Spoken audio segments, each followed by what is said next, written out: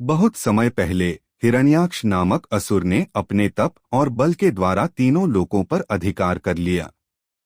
वह इतना शक्तिशाली और अभिमानी हो गया कि उसने देवताओं को हराकर उनका धन छीन लिया। इतना ही नहीं, उसने अपनी दुष्टता में आकर पृथ्वी माता भूदेवी को अपनी शक्ति से उठाकर पाताल लोक के गहरे जल में डुबो दिया। सारी सृष्टि संकट में आ गई। देवता अत्यंत भयभीत होकर भगवान विष्णु के पास पहुंचे और प्रार्थना की, हे प्रभु, यह असुर हिरण्याक्ष अत्यंत बलवान है। उसने पृथ्वी को जल में छिपा दिया है। यदि आपने उसकी रक्षा न की तो सृष्टि का संतुलन नष्ट हो जाएगा। भगवान विष्णु ने देवताओं को आश्वासन दिया और कहा, धैर्य रखो, मैं शीघ्र ही पृथ्वी माता की रक्षा करूंगा। तभी भगवान विष्णु ने वराह, जंगली सुअर का रूप धारण किया। उनका शरीर पर्वत के समान विशाल, चमकते सूर्य के समान दीप्तिमान और गर्जना से आकाश गूंजाने वाला था।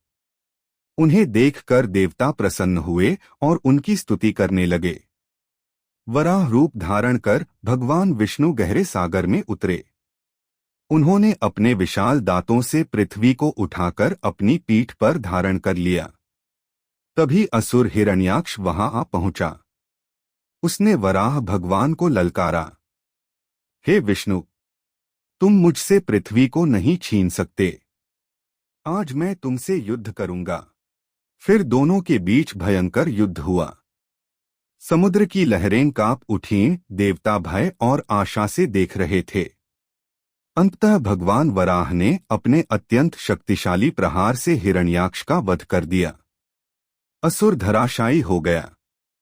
युद्ध के बाद भगवान वराह ने अपने दांतों से पृथ्वी माता को उठाया और धीरे धीरे जल से बाहर लाकर उसे उसकी पूर्व स्थिति आकाश मंडल में स्थिर स्थान पर स्थापित कर दिया। देवताओं और ऋषियों ने भगवान की स्तुति की, हे वराह रूपधारी विष्णु, आपने सृष्टि की रक्षा की है। आपके इस महान कार्य के लिए हम आपको नमन करते हैं। भगवान विष्णु मुस्कुराए और आशीर्वाद देकर अपने धाम लौट गए।